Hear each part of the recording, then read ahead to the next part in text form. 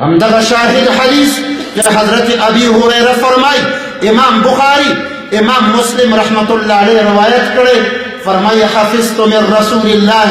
وعاءین ما د نبی کریم علیه السلام نه دو ظرف او دو لوښي د علم حاصل کړي فاما احدهما فبثثته فيكم یو نوع او ظرف د علم هغه مې په تاسو کې خور کړ د امام د حضرت ابي هريره رضی الله عنه چې امام المحدثین فی الصحابه دی 15,140 روایتونه د هغه مبارک نه روایت شوي دي همې تاسو ته ورسول هر چې قسم ثاني دی لو بثثته لقطع هذا البلعوم که چرته مې په تاسو کې دا علم نشر کړ نو زما مجرا د طعام به قطع کړی شي زه د هغې نشر په تاسو کې نشم کولی محدثین حضرات په تشریح د دې حدیث کې دوه ډلې دي یوه طبقه فرمایي مراد د قسم ثاني نه دا علم د چند مسایلو معدوداتو دی چې هغه مشتمل دی په وخت د فساد د امارت الصبیان چې اشاره پکې د امارت د یزید ته لکه ابي هريره فرمایي اللهم اني اعوذ بك من راس الستين د شپېتو کالو د سر نه پناه غواړي دا وخت د خلافت د یزید دی وایي دغه علم باندې مشتمل دی اما محققین حضرات څه وایي نه دا خبره درسته نه ده دا علم په جزیاتو معدودو باندې دا قسم د پاره د علم شرعي په اجزاو کلیو باندې نشي جوړېدلی توازن او توافق به په دوه ظروفو د علم کې هغه وخت متحقق شي چې یو ظرف د بل سره مساوي په موازنه کې راشي لهذا ضرورت دې ته دی چې د دویم نه د علم د اسرارو دقایقو مراد شي چې هغه وایي تصوف ته دغه علم د اسرارو دقایقو وس خبره جوړه ده په دې تکلم نشي کېدی زمونږ مشایخ د فن فرمایي کاشف السر ملعون دی اظهار نشي کولی تکلم پې نشي کولی امام ابو حنیفه رحمت الله علیه چونکې تعلق د ذات د باری تعالی سره لري د مرتبې د شیوناتو اعتباراتو اسماو صفاتونه عروجات د واقع شوي فرمایي من عرف ربه چا چې خپل رب وپېژانده فقد کل لسانو د ده ژبه ګونګه شوه ولې ژبه ګونګه شوه د دغه مرتبې نه تکلم نشي کولی اسرار په ژبه نه بیانېږي اسرار د انعکاس سره تعلق ساتي حدیث نم دا ثابت ده چې علم تصوف شته حتی تر دې پورې امام قاضي ثناء الله پانی پتی رحمت الله علیه فرمایي چې درک د ادراک د علم تصوف دا بعید دی د قیاس نه ولې هغه شی په علم سره معلومیږي چې هغې ته څه مقدمات وضع شي اوله مقدمه دې دا وي چې علم دې د جملې د چا نه وي د علم حصولي نه وي او علم تصوف دا علم حضوري دی چونکې علم حصولي نه دی په دقه وجه ده چې تعلیم او تعلم لکه نور فنون داسې نه وي په دې کې انعکاس او بله مقدمه پکې دا وضع کړې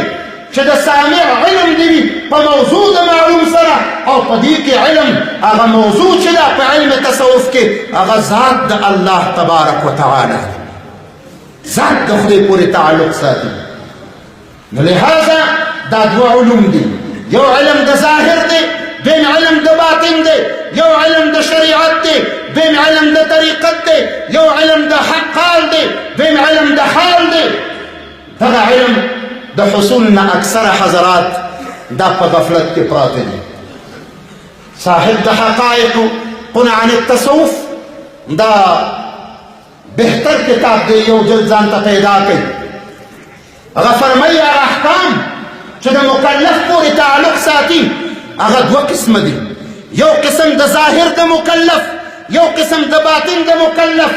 د ظاهر د مکلف پورې چې کوم تعلق ساتي هغه بیا دوه نوعه دي باطن پورې چې کوم تعلق ساتي هغه هم په دوه نوعه دي کوم چې د ظاهر پورې تعلق ساتي یو ته اوامر ویلی شي دویم ته نواهي ویلی شي لکه اقیموا الصلاة آتوا الزکاة روژه ونیسه حج ته لاړ شه دا اوامر دي قمار مه وهه شراب مه څښه زنا مه کوه دروغ مه وایه دا نواهي دي دا دواړه زموږ د ظاهر پر یو وجود پورې تعلق ساتي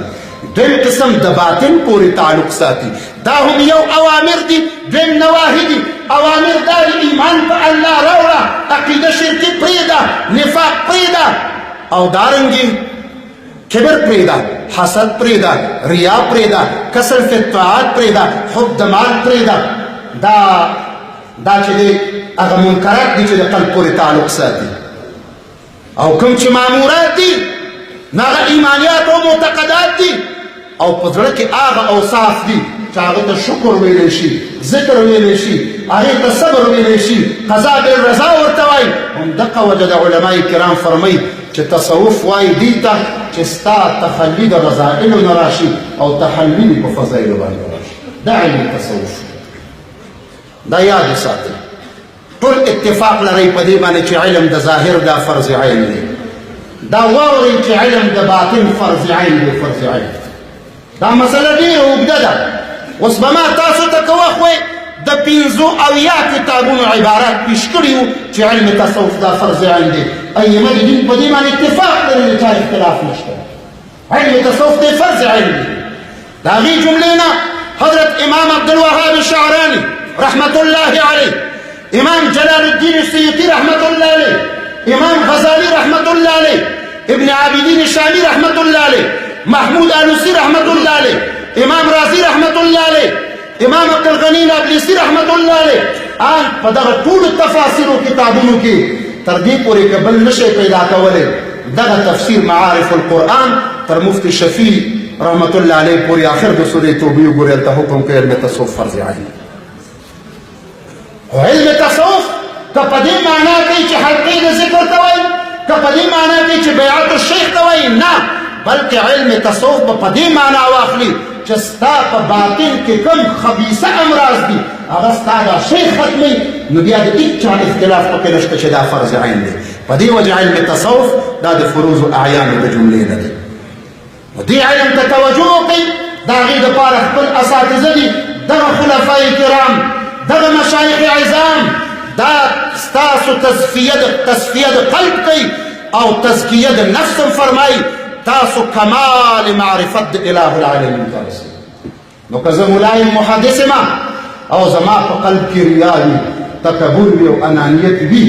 اله العالمین به زما یو عبادت قبول نه کړي دغه وجه ده چې امام رباني صاحب فرمایي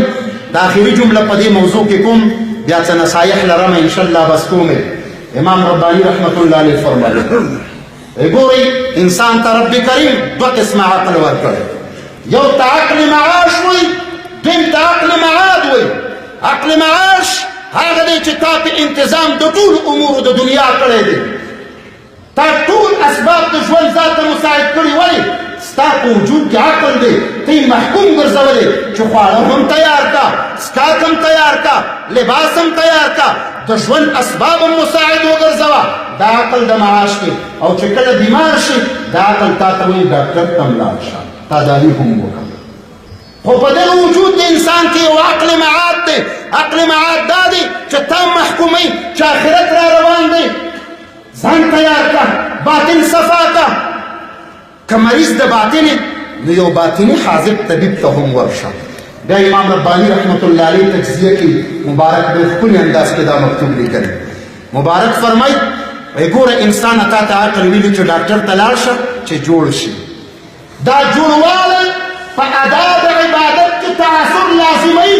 خو بیا د عبادت د خدای په دربار کې امکان لري قبول شي څنګه قیام فرض دی او ته بیمار شي په وجه د عذر بیمارۍ ته قیام نشي کولی رکوع نشي کولی سجده نشي کولی مشکل نشته شریعت تا ته همداسې لمونځ قبلوم خو عقل محکوم کړی چې ډاکټر ته به ځي خو باطني امراضو څه کړي عبادت وکا قیام وکا رکوع وکا سجده وکا د ریا دپاره یې وکا الله یې قبلوي علماء کرامو خدای نه قبلوي اوس چې قبول نه کړي حضرت امام رباني رحمة الله علیه فرمایي وی امراضو باطني وو په قبول د عبادت کې تعثر لازم کړی دی ته عبادت کوې خو خدای په دربار قبلیږي نه ولې دا په حدیثو کې راغلی دي چې څوک ریاکار وي عبادت یې الله نه قبلوي څوک چې حسد کوي عبادت یې داسې سوځي لکه تیزه لمبه د اور چې یو وچ ډکی سوځوي او دا تر قلب پورې تعلق ساتي دې مشایخو کې دا کمال دی چې تا نه د باطن امراض ختموي نو که تاسو په تصوف په اهمیت تصوف داسې شی نه دی لکه وابي چې درته وایي پیر ته ورغې مشرک شوې نه داسې نه ده هغه د قرآن خلاف روان دی هغه د حدیث خلاف روان دی هغه مطالعه نه ده کړې او که اوس په دې موضوع خبره کوم نو د نن نه 1100 کاله وړاندې امام ابو طالب مکي تېر شوی او په دې تصوف باندې کتاب لیکلی نوم دی علم دومره قدامت لري وروسته د دې نه چې ملل او نښل وجود ته راغله فنون مرتب شول یو د هغو فنونو نه فن د علم تصوف دی چې تا سره کتاب نشته ستا مشکل دی لږ راښکته شه امام ابوالقاسم قشیري رحمه الله صاحب د حدیث دی په سند کې رسالې قشیري د علم تصوف کتاب دی بیا ښکته راشه 700 کاله وړاندې امام سراج طوسي رحمة الله علیه اللمع في تاريخ التصوف الإسلامي يوم معتمد كتاب علم التصوف لكله 500 کاله وړاندې مجتهد سلة بين البحرين امام رباني مجدد ومنور الفساني دار مكتوبات شريفة خاتمة الفقهاء والمحدثين فتاوى حديثية نمطبع حيران شي ځان سره پیدا کړو کتاب د علم تصوف التبتول مسائل علم التصوف